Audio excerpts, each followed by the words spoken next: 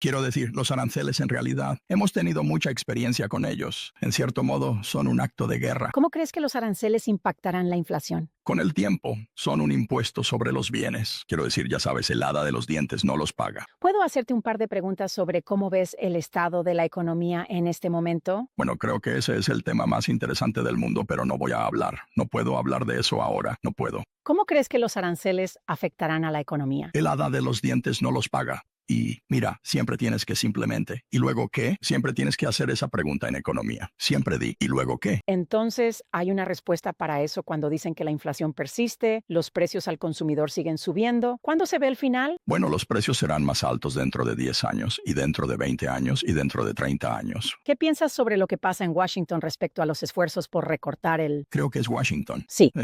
La tecnología cambia las cosas, todo tipo de cosas, pero Washington es Washington. Y el problema con la política es que tiendes a tener que hacer pequeños compromisos a medida que avanzas. Tuvimos una enorme recuperación económica, pero las mentes de las personas habían quedado tan marcadas. Los recuerdos. Los padres se lo contaban a sus hijos. 1929 se convirtió en un símbolo en la mente de las personas. Quiero decir, si decías 1929, era como decir 1776 o 1492.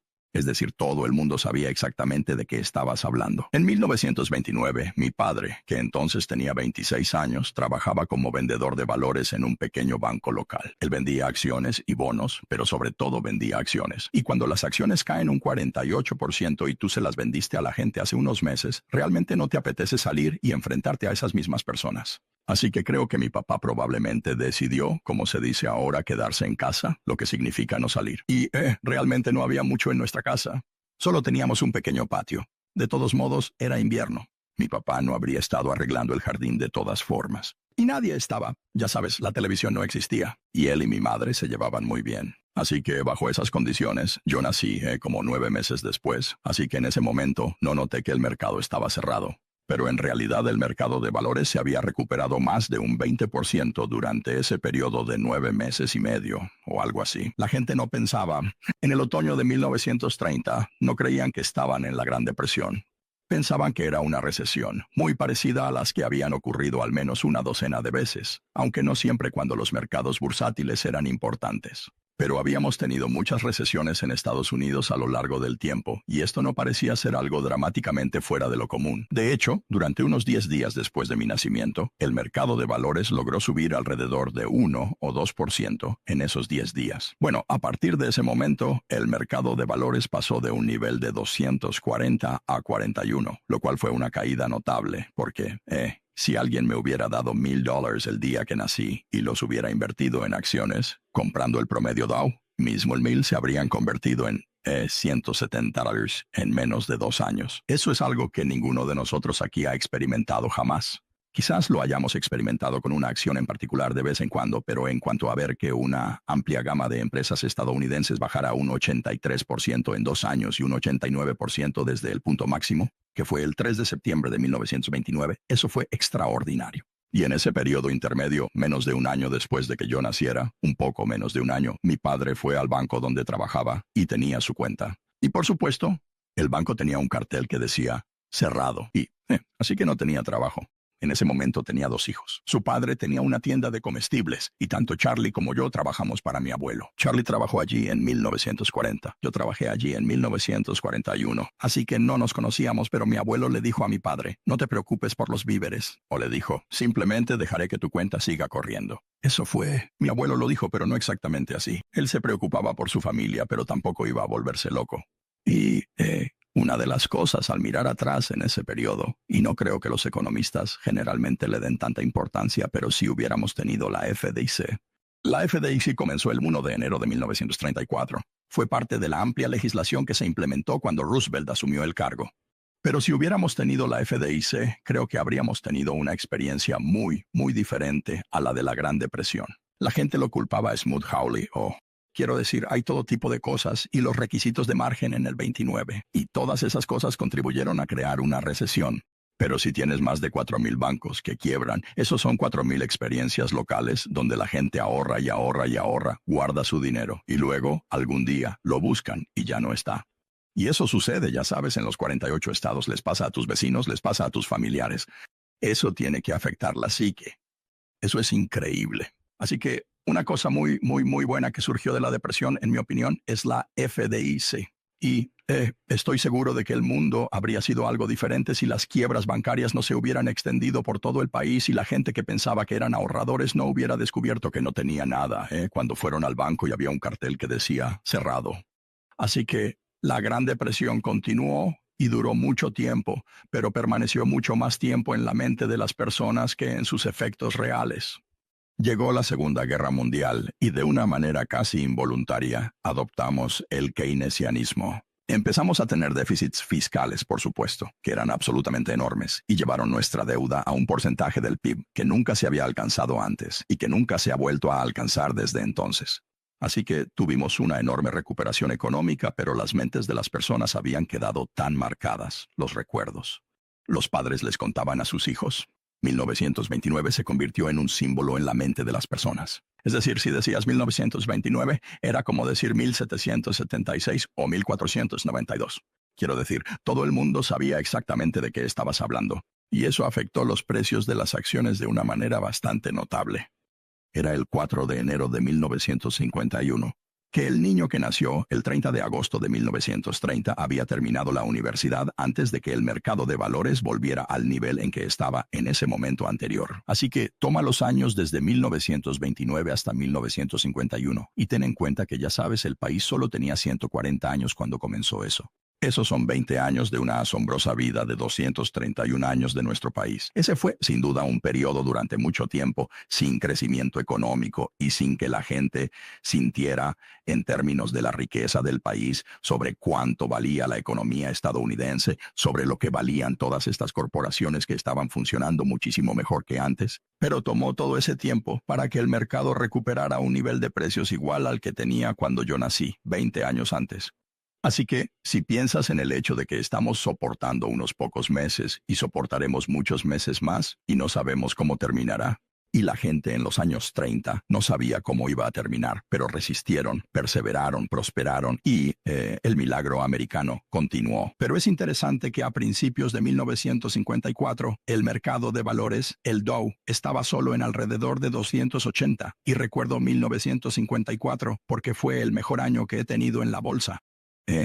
El Dow pasó de 280 o por ahí al comienzo del año a un poco más de 400 al final del año, y tan pronto como superó los 381, esa cifra famosa de 1929, cuando llegó a 400, todos se preguntaban, ¿es esto otra vez 1929? Y eso parece un poco descabellado porque era un país diferente en 1954. Pero esa era la pregunta común y en realidad se alcanzó tal nivel de preocupación sobre si estábamos a punto de caer por otro precipicio solo porque se había superado el 381 de 1929, que el senador Fulbright, Will Fulbright de Arkansas, quien más tarde se haría muy famoso en el Comité de Relaciones Exteriores, pero que en ese momento presidía el Comité Bancario del Senado, convocó una investigación especial.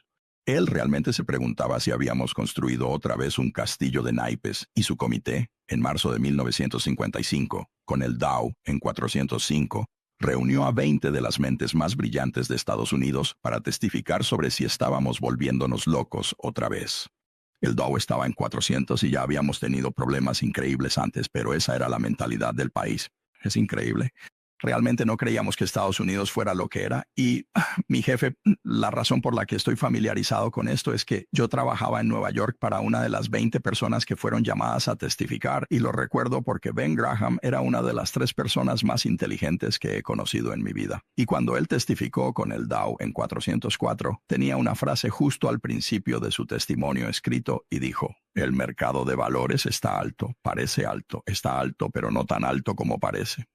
Y desde ese momento hemos sentido el viento de cola estadounidense en toda su fuerza y hoy estás viendo un mercado que ha producido $100 por cada dólar. Todo lo que tenías que hacer era creer en Estados Unidos, simplemente comprar una muestra representativa de América. No tenías que leer el Wall Street Journal, no tenías que consultar el precio de tus acciones, no tenías que pagarle mucho dinero en comisiones a nadie. Solo tenías que creer que el milagro americano seguía intacto, pero hubo este periodo de prueba entre 1929 y ciertamente 1954, como lo indica lo que sucedió cuando volvió a subir a 380.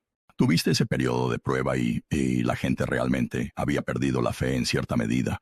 Simplemente no veían el potencial de lo que Estados Unidos podía lograr y hemos comprobado que nada puede detener a América cuando realmente lo analizas. Siempre ha sido cierto. Puede que haya sido interrumpido por los escenarios más aterradores, como cuando hubo una guerra entre un grupo de estados contra otro grupo de estados, y puede que haya sido puesto a prueba de nuevo durante la Gran Depresión, y puede que esté siendo puesto a prueba ahora en cierta medida, pero al final la respuesta es nunca apuestes en contra de Estados Unidos y, en mi opinión, eso es tan cierto hoy como lo fue en 1789, e incluso lo fue durante la Guerra Civil y en lo más profundo de la Depresión. Hemos visto que los costos del acero han aumentado un poco, pero como dije antes, no creo que Estados Unidos o China habrá cierto tira y afloja y habrá algo que deje a algunas personas descontentas, pero no creo que ninguno de los dos países se meta en algo que precipite y continúe algún tipo de verdadera guerra comercial en este país. Hemos pasado por eso en el pasado algunas veces, y creo que hemos aprendido una lección general al respecto, pero habrá ciertos aspectos de nuestras políticas comerciales que irritarán a otros, y habrá cosas de otros que nos irritarán a nosotros, y habrá cierto ida y vuelta, pero al final no creo que terminemos con una respuesta terrible sobre esto. Charlie Young, ¿qué opinas tú? Bueno, las condiciones en la industria del acero eran casi increíblemente adversas para la industria siderúrgica estadounidense, ¿sabes? Incluso Donald Trump puede tener razón en algunas de estas cosas. Sobre el tema del comercio, siempre he dicho que cualquier presidente debe ser un educador en jefe, como lo fue Roosevelt durante la Depresión. Por eso tenía esas charlas junto a la chimenea y era muy importante que comunicara a la gente lo que debía hacerse y lo que estaba ocurriendo a su alrededor. Y el comercio es particularmente difícil porque los beneficios del comercio básicamente no son visibles. Sabes, no sabes cuánto estarías pagando por la ropa que llevas puesta hoy si tuviéramos una regla de que toda tuviera que ser fabricada en Estados Unidos, o cuánto pagarías por tu televisor o por cualquier otra cosa. Nadie piensa en los beneficios día a día mientras va por ahí comprando cosas y ocupándose de sus propios asuntos.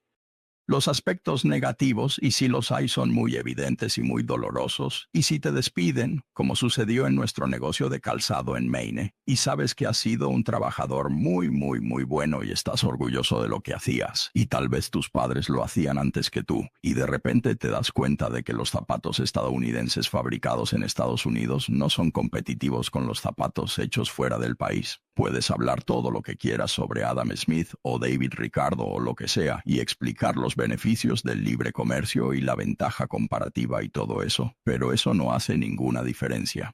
Y si tienes 55 o 60 años, hablar de volver a capacitarte o algo así, ya sabes, ¿y qué? Es difícil en la política, cuando tienes un beneficio oculto y un costo muy visible para un cierto porcentaje de tus electores, y necesitas hacer dos cosas en esas circunstancias si te encuentras en esa situación. Sabes lo que es bueno para el país, así que tienes que ser muy bueno explicando cómo realmente afecta de una manera real a alguien que trabaja en una fábrica textil.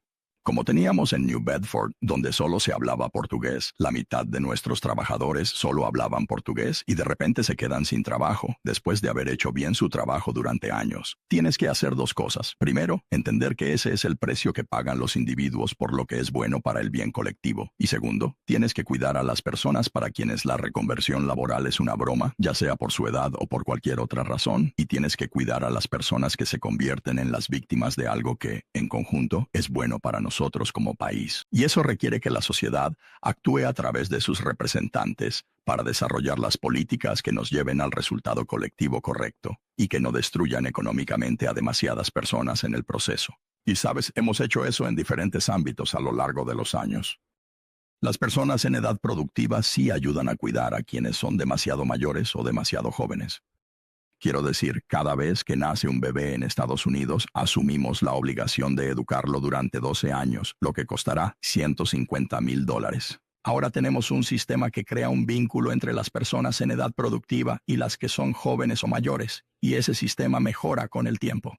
Está lejos de ser perfecto ahora, pero ha mejorado con el tiempo. Y creo que el comercio, bien explicado y con políticas que cuiden a las personas que quedan en el camino, es bueno para nuestro país y puede ser explicado. Pero creo que ha sido difícil de vender para alguien que fabricaba zapatos en Dexter, Maine, o que trabajaba en un telar en New Bedford, Massachusetts, o en una acería en Youngstown, Ohio. ¿Qué dices tú? Bueno, creo que es una mala idea, una idea muy mala.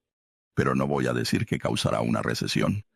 Cada vez que empiezas a jugar con medidas comerciales de tipo retaliatorio, es muy probable que la otra parte también lo haga. Quiero decir, esa ha sido la historia.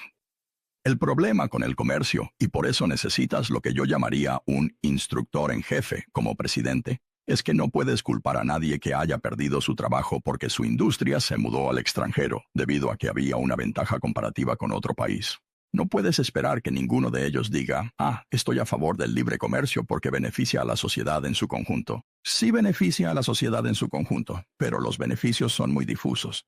¿Sabes? Puede que compre los calcetines o la ropa interior que tengo unos centavos más baratos gracias a la ventaja comparativa de otro país al producirlos. Pero no es que cada vez que voy a Walmart y los compro, diga, gracias a Dios por el libre comercio. ¿Le preocupa que Donald Trump diga que quitará el TLCAN, algo que podrá hacer? Veremos qué pasa. Es cierto que habrá, con los republicanos controlando el Senado y la Cámara, tú vas a... ¿No cree que lo hará? Bueno, él tiene que conseguir la Cámara y el Senado. Tiene que conseguir apoyo para eso. Habrá mucho de... Y esto no es exclusivo de Donald Trump. Hay muchas cosas que se dicen en las campañas que no suceden. Creo que fue en 2003, Joe, escribí un artículo para Fortune, de hecho, sobre el déficit comercial. Me preocupaba que se volviera demasiado grande en ese entonces porque, de nuevo, estaba llegando a ser alrededor del 3% del PIB y no era algo específico de China en absoluto, sino que era simplemente una cuestión de cuán sensato es dejar que el déficit comercial siga creciendo más y más. Porque cuando tú, en efecto, compras más a otros países de lo que ellos te compran a ti, les estás entregando fondos para invertir. Es decir, es la naturaleza de las cosas. Les das pequeños pedazos de papel y ellos pueden convertir eso en compras. Pueden comprar bonos del gobierno, pueden comprar edificios aquí y los japoneses compraron Pebble Beach en los años 80 cuando tenían un gran superávit. Es decir, básicamente estás entregando cheques de reclamación sobre nuestro país a cambio de consumir ahora más de lo que produces en este país. Y sí creo que hay niveles de déficit comercial que me preocupan. Yo tenía un sistema que no lo hacía específico para cada país. Pero creo que el mundo ha ido mejorando cada vez más y no hay duda de que algunos países pueden intentar aprovecharse en esto o aquello. Y de hecho, nosotros también hemos sido culpables de eso en el pasado. No creo que los líderes de otros países, ya sea China u otros 100 países, no sean lo suficientemente inteligentes como para darse cuenta de que les conviene seguir promoviendo el comercio. Cuanto más comerciamos con el tiempo, y no queremos que sea una cuestión en la que importamos el 20% de nuestro PIB y no exportamos nada. Ahora podríamos dejar de trabajar todos y podríamos entregar pequeños pedazos de papel al resto del mundo y ellos podrían seguir enviándonos comida, autos y todo tipo de cosas. Pero eventualmente ellos tendrían derechos sobre toda nuestra riqueza. Así que si queremos tener políticas en las que el déficit comercial general no se salga de control en relación con el PIB. Y llevo mucho tiempo argumentando eso. Siempre fuiste optimista sobre firmas de EU. La mayor parte del dinero que administro siempre estará en Estados Unidos. ¿Y por qué es eso? Es el mejor lugar,